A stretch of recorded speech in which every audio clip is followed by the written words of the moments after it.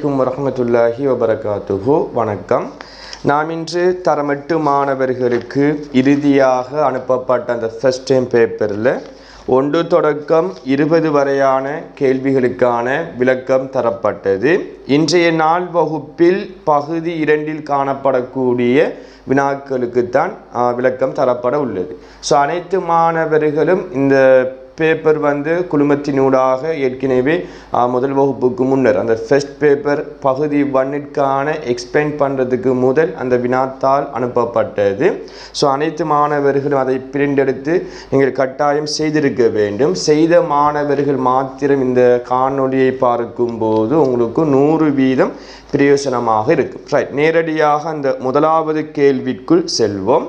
விரும்பிய 5 வினாக்களுக்கு விடை தருக என்று சொல்லப்படுது. அப்போ இதில் மொத்தம் 6 கேள்வி இருக்குது. நீங்கள் ஒரு பெரிய செய்ய முடியாத உங்களுக்கு கஷ்டமான கேள்விகளை நீங்கள் தவிர்த்து கொள்ள முடியும். அல்லது நீங்கள் 6 கேள்விகளையும் செய்தாலும் பிரச்சனை இல்லை. அதில் எதில் குறைந்த புள்ளி வருதோ அந்த குறைந்த புள்ளியை சேர்க்காமல் ஏனைய புள்ளிகளை கூட்டி உங்களோட மொத்த புள்ளிகளாக போட்டுக்கொள்வார்கள். இப்போ முதலாவது கேள்வியை பாருங்கள். எண்கோளம் சம்பந்தமான ஒரு வினா. இந்த எண்கோளம் என்கிறது நீங்கள் 9ஆம் ஆண்டில் ஃபர்ஸ்ட் டைமில் இருக்கக்கூடிய எண்கோளம் தான் இந்த பேப்பரில் ஃபர்ஸ்ட் டைமில் போட்டிருக்கான். உங்களுக்கு இருக்கக்கூடிய 4 வகையான எண்கோளம் தான் இருக்குது பிள்ளைகள். ஒன்று ஒற்றை எண்கோளம், இரட்டை எண்கோளம், அல்லது அதில் மடங்குகளும் வரலாம். இப்போ இரட்டை எண்கோளம் என்று சொன்னால் 2 மடங்கு. இப்போ 2, 4, 6, 8 அப்படி போனால் இரட்டை எண்கோளம். அதில் பொது உறுப்பு 2 எண். 10, 20, 30, 40, 50 போனால் 10 10ஆக 10ல் இருந்து 10 10ஆக அதிகரித்து கொண்டு போவதால் அது 10இன் மடங்கு. ஸோ 10 எண். 20இன் மடங்கு எண்கோளம் என்று சொன்னால் 20ல் இருந்து 20 20ஆக அதிகரித்து கொண்டு போக வேண்டும். அப்போ 20 எண் அதான் மடங்கு எண்கோளம். அந்த மடங்கு எண்கோளத்தின் பொது உறுப்பை இலகுவாக இந்த முறையினூடாக பார்க்க முடியும். அதே போன்று ஒற்றை எண்கோளத்தின் பொது உறுப்பு படித்திருக்கின்றோம். 1ல் ஆரம்பித்து 2 2ஆக அதிகரித்து கொண்டு போகக்கூடியவை தான் ஒற்றை எண்கோளம். அப்போ அதில் பொது உறுப்பு 2n-1. சரிதானே? அதே போன்று முக்கோண எண்கோளம். முக்கோண எண்கோளம் என்று சொன்னால் 1 3 6 10 15 இவ்வாறு போகக்கூடியவை முக்கோண எண்கோளம். அப்போ இதில் பொதுறுப்பு எண் அடைப்பு n+1/2. இதில் ஞாபகம் இருக்க வேண்டும். அதே போன்றுதான் கடைசியாக சதுர எண்கோளம் படிச்சிருக்கோம். ஒரு எண்ணை அதே எண்ணால் பெருக்கி வருவது சதுர எண். அப்போ முதலாவது சதுர எண் 1 4 9 16 என்றவாறு போகும். இதில் பொது உறுப்பு எண் வர்க்கம். இந்த 4 வகையான எண்கோளம் தான் உங்களோட ஃபர்ஸ்ட் டைமில் 1ஆம் அலகில் எண்கோளம் என்ற பாடப்பரப்பில் படித்திருக்கின்றோம். ஆனால் இந்த கேள்வியை பார்த்தீங்கன்னு சொன்னால் கொஞ்சம் வித்தியாசமாக போட்டிருக்கான். இது ஃபர்ஸ்ட் டைமில் போடப்பட்ட கேள்விங்கிறதால நான் எக்ஸ்பிளைன் பண்ணுறேன். ஆனால் இப்படியான கேள்வி அதிகமாக வாரது உங்களுக்கு குறைவாக இருக்கும். என்னென்னு சொன்னால் அந்த நான் ஏற்கனவே சொன்ன அந்த ஒற்றை எண்கோளம், இரட்டை எண்கோளம், முக்கோண எண்கோளம், சதுர எண்கோளம் சம்பந்தமான கேள்விதான் பகுதி 2ல் வரும். இப்படி ஒரு 5% எதிர்பார்க்கப்பட்டால் இப்படியான கேள்வி வந்தால் எவ்வாறு இந்த குழுமத்தில் இருக்கக்கூடிய மாணவர்கள் செய்வது என்ற விடயத்தை தான் சொல்லித்தரப்போகிறேன். தெளிவாக பாருங்கடா. இப்போ 7ல் ஆரம்பித்து 2 2ஆக கூடிக்கொண்டு போனால் நீங்கள் யோசிப்பீங்க, இதில் பொது உறுப்பு 2 எண் என்று சொல்லுவீங்க. அப்போ 2 எண் என்று சொன்னால் தெளிவாக விளங்கணும். 2ல் ஆரம்பித்து 2 2ஆக அதிகரித்து கொண்டு போகிற இரட்டை எண்கோளத்தின் பொது உறுப்பு தான் 2 எண். சரிதானே? அப்போ இதில் ஆரம்ப உறுப்பை பாருங்கள் 7. அப்போ 7 ஒரு இரட்டை எண்ணா? இல்லை. அப்போ இதுக்கு அந்த பொது உறுப்பு வித்தியாசமாக வரும். அப்போ முதலாவது கேள்வி பொது வித்தியாசம். பொது வித்தியாசம் என்று சொன்னால் எத்தனையாக அதிகரித்து கொண்டு போகுது அல்லது எத்தனையாக குறைவடைந்து கொண்டு போகுதுங்கிறத பார்ப்பது தான் பொது வித்தியாசம். அப்போ இது அதிகரித்து கொண்டு போகுதுங்கிறதால பொது வித்தியாசம் நேரில் வரும், நேர்பெருமானத்தில் வரும். இது எப்படி காண்றன்னு சொன்னால் 2ஆம் உறுப்பை எடுத்தீங்க என்று சொன்னால் அதற்கு முன்னுக்கு வார 1ஆம் உறுப்பை கழிக்க வேண்டும். 3ஆம் உறுப்பு எடுப்பீங்க என்று சொன்னால் அதற்கு முன்னுக்கு வார 2ஆம் உறுப்பை கழிக்க வேண்டும். நீங்கள் எதை எடுத்தாலும் பிரச்சனை இல்லை. அதற்கு முன்னுக்கு வார உறுப்பை கழிக்கும் போது பொது வித்தியாசம் வரும். இது நீங்கள் கிரேட் 9க்கு போனால் ஃபர்ஸ்ட் அலகு அங்கேயும் பொது உறுப்பு எண்கோளம் தான், அதை பற்றி படிப்பீர்கள். அப்போ 9லிருந்து 7 போனால் 2, அப்போ பொது வித்தியாசம் 2 என்று வரும்.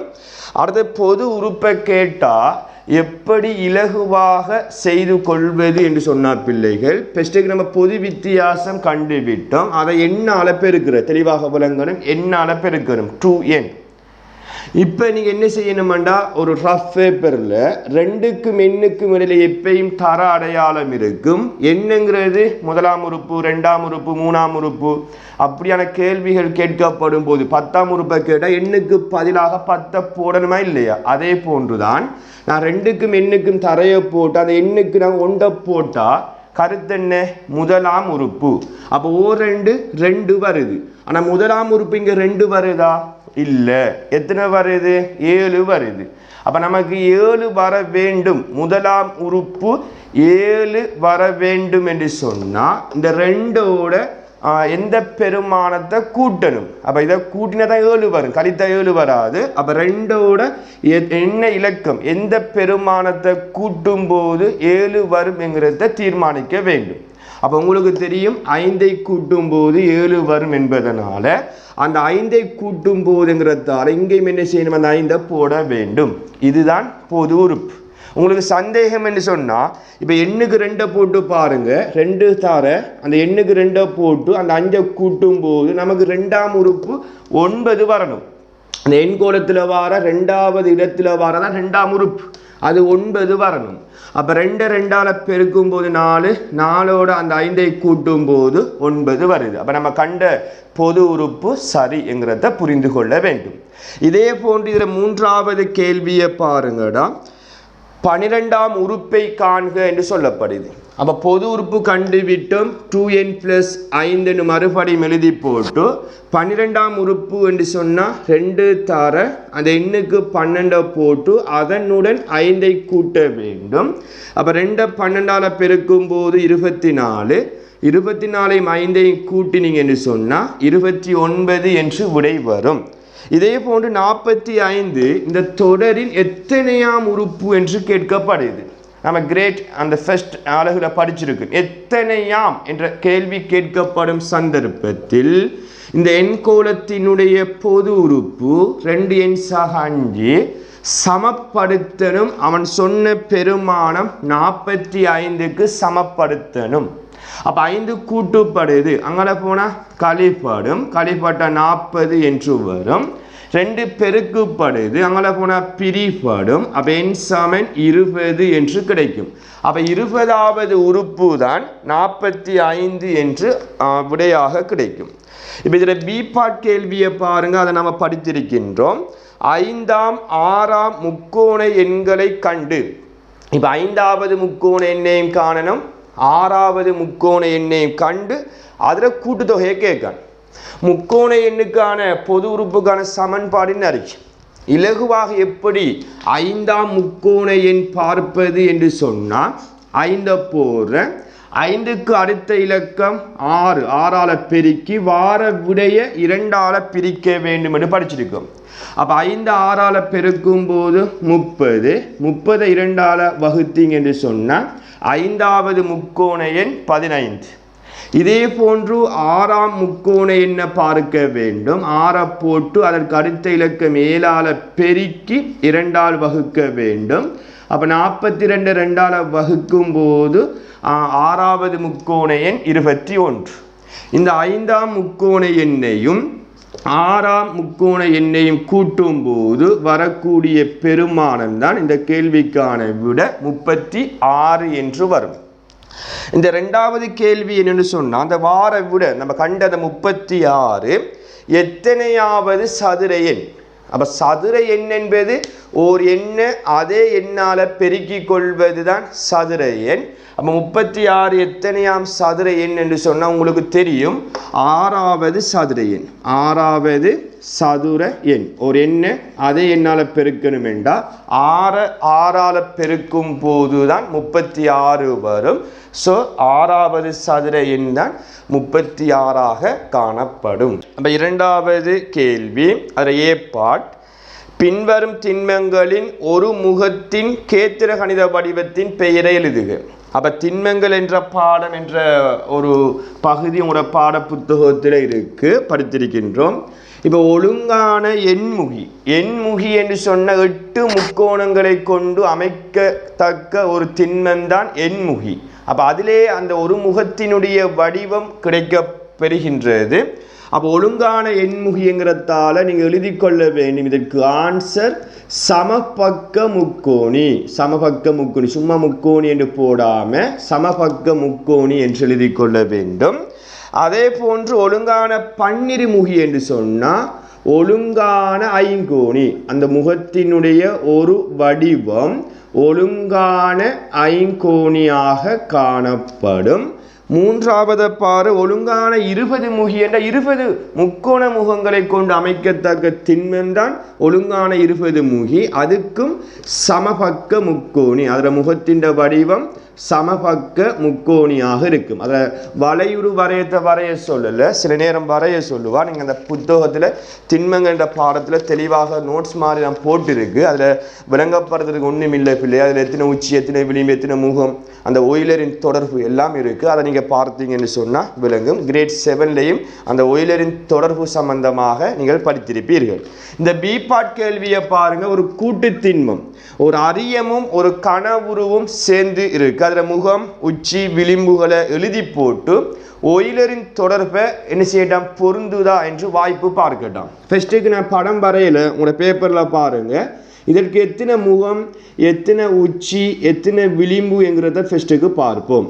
எப்படி முகம் பார்ப்பது என்று சொன்னால், இப்போ இதை சேர்க்கிறதுக்கு முதல், இந்த ரெண்டையும் சேர்ப்பதற்கு முதல் முக்கோண அரியத்துக்கு எத்தனை முகம், பொதுவாக 5 முகம். அதோட கனவுருக்கு எத்தனை முகம், 6 முகம். கனவுருக்கு 6 முகம். அப்போ 5 மாறும் 11 முகம் மொத்தம் வர வேண்டும். ஆனால் இந்த ரெண்டையும் சேர்க்கும் போது அரியத்தில் வார ஒரு செவ்வகமும் கனவுருல வார ஒரு செவ்வகமும் பொருந்தும் போது அது மறைபற்றும், அது மறைந்து விடும். அப்போ 2 முகம் மறைபடுது. 2 முகம் மறைந்தால் இருக்கக்கூடிய மொத்த முகங்கள் எத்தனையாக இருக்கும் என்று சொன்னால் 9. அப்போ முகங்கள் எண்ணிக்கை 9ஆக இருக்கும். எத்தனை உச்சிகள் என்று சொன்ன பாருங்க. இதில் 3, இங்கே 4, 5. இதே உச்சி தான் அங்காலையும் இருக்க போது 5 5 10 உச்சிகள் காணப்படும். எத்தனை விளிம்புகள் இருக்கும் என்று சொன்னால் நீங்கள் அதை எண்ணி பார்க்கும் போது 17 விளிம்புகள் காணப்படும். எத்தனை விளிம்புகள், 17 விளிம்புகள் காணப்படும். அப்போ இந்த தொடர்பை இதை எழுதி போட்டு ஒயிலரின் தொடர்பு பொருந்துகின்றதா என்று வாய்ப்பு பார்க்கட்டாம். அப்போ ஒயிலரின் தொடர்பு என்ன சொல்லுது, எஃப் சாக முகங்களின் எண்ணிக்கை சாக உச்சிகளின் எண்ணிக்கை சமன் விளிம்புகளின் எண்ணிக்கையோட 2ஐ கூட்டி வருவதற்கு சமனாக இருக்கும். அப்போ முகம் எத்தனை, 9 முகம், உச்சி 10, விளிம்பு 17 சாக 2. அப்போ இந்த 10ஐயும் 9ஐயும் கூட்டினா 19, 17 2 19. அப்போ 19 19 சமன்ங்கிறதால இது வாய்ப்பு பார்க்கப்பட்டுள்ளது. அதாவது ஒயிலரின் தொடர்பு பொருந்தும் என்றும் எழுதலாம், அல்லது வாய்ப்பு பார்க்கப்பட்டுள்ளது என்றும் எழுதலாம். சமன் இல்லை என்று சொன்னால் வாய்ப்பு பார்க்கப்படவில்லை, அல்லது ஒயிலரின் தொடர்பு பொருந்தாது என்றும் எழுதி கொள்ள முடியும். இப்போ இதில் சி பார்ட் கேள்வி என்னென்று சொன்னால், சில 3 உருவங்கள் தரப்படுது. அந்த இனத்தை கண்டு பின்வரும் தனி உருவங்களில் தரப்பட்ட தரவுகளுக்கு ஏற்ப அவற்றை இனம் கண்டு பெயரை எழுதி சுற்றளவையும் காணட்டாம். அப்போ 2 கேள்வி. இப்போ இந்த முதலாவது உருவத்தை பாருங்க, கிரேட் 7ல் படிச்சிருப்பீங்க, குழிவு பல்கோணி. ஏன்னு சொன்னால் நீங்கள் 2 புள்ளிகளை வைத்து அந்த நேர்கோட்டை இணைக்கும் போது அந்த நேர்கோடு தல உருவத்துக்கு வெளியே வந்தால் அது குழிவு, உள்ளுக்கு வந்தால் குவிவு என்று பல்கோணி என்ற பாடத்தில் கிரேட் 7ல் படிச்சிருக்கோம். அப்போ முதலாவது பல்கோணி குழிவு பல்கோணி. நீங்கள் எழுதி கொள்ள வேண்டும், குழிவு பல்கோணி என்று எழுத வேண்டும். அதில் சுற்றளவை கேட்கான் பாருங்க, 6 சென்டிமீட்டர், அதுவும் 6 சென்டிமீட்டர், 4 சக 4 கூட்டும் போது 20 சென்டிமீட்டர் என்று வரும். இரண்டாவது உருவத்தை பாருங்க, அதில் இரண்டாவது 3 கோணங்களும் சமன் என்று சொன்னால் கட்டாயம் 3 பக்கங்களும் எப்படி இருக்கும், சமனாக இருக்கும். அப்படியான உருவத்தினுடைய பெயர் தான் உங்களுக்கு தெரியும் சமபக்க முக்கோணி. 3 பக்கங்களும் எப்படி இருக்கும்? சமனாக இருப்பவை சமபக்க முக்கோணி. அதில் சுற்றளவை கேட்டால் 7 சென்டிமீட்டர்ண்டா அதை 3ஆல் பெருக்கினாலும் சரிதான், 7 சாக 7 போட்டு கூட்டினாலும் அதே ஆன்சர் தான் வரும், மாற்றம் இல்லை. அப்போ 21 சென்டிமீட்டர் என்று கிடைக்கும். அடுத்த உருவத்தை பாருங்க, ஒரு சோடி. இப்போ இந்த படத்தை பார்த்தீங்கன்னு சொன்னால் இப்படி அந்த படம் இருக்கு பாருங்க, இதுவும் இது சமன் என்று சொல்றான். இப்படி போட்டா பிள்ளைகள் சமாந்தரம், சரிதான்? 7ஆம் ஆண்டில் படிச்சிருப்பீங்க சமாந்தரம். அப்போ ஒரு சோடி மட்டும் சமாந்தரமாக வரக்கூடிய அந்த தல உருவின் பெயர் ஞாபகம் வைத்துக் கொள்ளுங்க, சரிவகம். ஒரு சோடி மட்டும் சமாந்தரமாக வரக்கூடிய தல உருவின் பெயர் சரிவகம். அப்போ அதில் சுற்றளவை கேட்டால் இது 7, இது 6 சொல்லப்படுது, இது 10 சொல்லப்படுது. அப்போ இது 6 சொன்னால் இதுவும் 6ஆக இருக்கும். அப்போ சுற்றளவு சமன் 7 சாக 6 சாக 10 சாக 6 13 23 29 சென்டிமீட்டர் என்று கிடைக்கும். அப்போ இந்த சரிவகத்தினுடைய சுற்றளவு 29 சென்டிமீட்டர் ஆகும். இப்போ 3வது கேள்வியை பாருங்கடா. ஏசி, இஎஃப் என்பன நேர்கோடாகும். தரப்பட்டுள்ள உருவை பயன்படுத்தி கீழே உள்ள அட்டவணையை நிரப்புக என்று சொல்லப்படுது. ஒரு அட்டவணை ஒன்று தரப்படுது, உங்களோட பேப்பரை பாருங்க. கோணத்தின் பெயர் என்று சொல்லி ஏபிடி என்று தாரான். அடுத்தது இபிசி என்று தாரான். அடுத்தது ஏபிஇ என்று தரப்படுகின்றது. அடுத்தது ஏபிஎஃப் என்று தரப்படுகின்றது. அந்த சார்ட்டில் பாருங்க, வகை பருமன் என்று கேட்கப்படுது. வகை என்று சொன்னால் இது கூறுங்கோணமா, விரிகோணமா, செங்கோணமா என்று அப்படி கேட்கப்படுகின்றது. முதலாவது ஏபிடியை பார்ப்போம். ஏபிடி கோணம் பார்க்க தெரியணும், ஏபிடி. அப்போ இந்த கோணம், அப்போ இப்படி ஒரு அடையாளம் போட்டால் அது உங்களுக்கு தெரியும் செங்கோணம். அப்போ நீங்கள் இவரை எழுதி கொள்ள வேண்டும், செங்கோணம் என்று எழுதி கொள்ள வேண்டும். அதில் பருமனை கேட்கிறதால பிள்ளைகள் 90 பாகை. செங்கோணம் எத்தனை பாகை? 90 பாகை. அடுத்த இபிசி, இ எங்களுக்கு என்ன இருக்கு? பிசி. அப்போ இந்த கோணத்தை பார்த்தா இது செங்கோணம் என்றா இதுவும் ஒரு செங்கோணமாக தான் இருக்கும். என்ன இது நேர்கோடுங்கிறதால இது 90, இதுவும் 90. அதை நடுவால் ஒரு கோடு வருது, இது 40 பாகண்டா அதனுடைய மீதி. இப்போ 90 வர வேண்டும் என்று சொன்னால் இது 40 உங்களுக்கு தெரியும், இது 50 பாகையாக இருக்கணும். அப்போ 50 பாகைங்கிறது 90 பாகையை விட குறைவானது. அப்போ 90 பாகையை விட குறைவான கோணத்தினுடைய பெயர் படித்திருக்கின்றோம் கூர்ங்கோணம். அதில் பாகையும் கண்டு விட்டோம் 50 பாகை என்று எழுத வேண்டும். அடுத்ததை பாருங்க, ஏபிஇ எங்க இருக்கு? ஏபிஇ. அப்போ இவ்வளவு இந்த கோணம் இப்படி வருது. அப்போ இவ்வளவுத்தையும் கண்டுபிடிக்கணும். 90 + 40 130 பாகை. அப்போ 90ஐ விட பெரிது 180, நேர்கோணத்தை விட சிறியது. அப்போ அந்த கோணத்தினுடைய வகை உங்களுக்கு தெரியும் விரிகோணம். விரிகோணம் அதில் பாகையும் கண்டுவிட்டோம் 130 பாகை. இறுதியாக தரப்பட்டதை பாருங்க, ஏபிஎஃப். ஏபிஎஃப் ஏபிஎஃப் இந்த கோணத்தை கேட்கான் ஏபிஎஃப். அப்போ ஏபிஎஃப்ங்கிறதால இந்த கோணத்தை எப்படி கண்டுபிடிக்கிறது? இது நேர்கோடு, இது 40, இது 90, 130, 130 என்றால் 180 வரணும் என்றால் இது 50 பாகையாக இருக்கும். கேள்வி ஏபிஎஃப் என்று சொல்லப்படுது. பின்வளை ஏபிஎஃப் என்று சொன்னதான் இப்படி வர வேண்டும், அது பின்வளை கோணமாக இருக்கும். இது ஏபிஎஃப்ங்கிறதால 50 பாகை என்று சொன்னால் கூறுங்கோணம். என்ன கோணம்? கூறுங்கோணம். அதில் பாகையும் கண்டுவிட்டோம் 50 பாகை. இவ்வாறு அந்த அட்டவணையை நீங்கள் நிரப்பிக்கொள்ள வேண்டும். அடுத்த கேள்வியை பாருங்க, அதில் 1 பீப்பாடில் 1 2x முழுவதின் கணம் தர y கணத்தை பெருக்கத்தின் வலுவாக தருக. அப்போ இவ்வளவு அடி, இது சுட்டி என்று சொன்னால் இது வலு, இதுவும் வலு. வலுக்களுக்கு இடையில் தர அடையாளம் வந்தால் வலுவின் பெருக்கம் என்று சொல்லப்படும். இதை பெருக்கத்தின் வலுவாக கேட்டால் 2xy என்று மொத்தமாக சேர்த்து எழுதலாம், பிரக்கெட் பண்ணி கணம் என்று போட முடியும். அல்லது 2 தார x தார y என்று போட்டு பிரக்கெட் பண்ணியும் அந்த 3ஐயும் போட்டுக்கொள்ள முடியும். நீங்கள் எப்படியும் எழுதலாம், அதில் ஒரு பிரச்சனை இல்லை. ரெண்டாவது கேள்வி என்னென்னு சொன்னால், எக்ஸின் பெருமானம் மறை ஒன்றாம், வையின் பெருமானம் 2 என்று சொன்னால் இந்த கோவையினுடைய மேற்குறிக்கப்பட்ட கோவையின் பெருமானத்தை காணலாம்.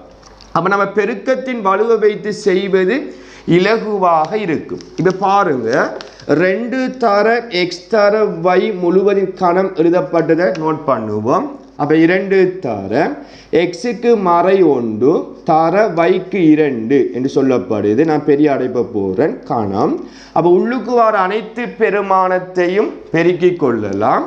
2 2ஆல் பெருக்கினா 4, 4 மறை 1ஆல் பெருக்கினா மறை 4இன் கணம். நம்ம சுட்டி என்ற பாடத்தில் படித்திருக்கின்றோம். அடி மறையாக இருக்கும்போது அடுக்கு ஒற்றையில் வந்தால் வார விடையின் பெருமதியின் அடையாளம் மறையில் வரும். அப்போ 4 3 தடவை போட்டு பெருக்கும்போது 64 கிடைக்கும். ஸோ மறை 4இன் கணம் 64 ஆக காணப்படும். அப்போ இவ்வளவு தான் இன்றைய நாள் வகுப்புல பார்ட் 2ல 1 தொடக்கம் 3 வரையான கேள்விகளை பார்த்திருக்கோம். அப்போ இங்கு சொல்லப்பட்ட அனைத்து விடயத்தையும் ஒவ்வொரு மாணவர்களும் இதை கரெக்ஷன் பார்த்து நீங்கள் விட்ட தவற புரிந்து கொள்ள வேண்டும். இன்ஷா அல்லாஹ் அடுத்த காணொளியில் இதில் தொடர்ச்சியான கேள்விக்கான விளக்கங்கள் தரப்படும் என்பதை கூறி விடைபெறுகின்றேன். நன்றி, வணக்கம்.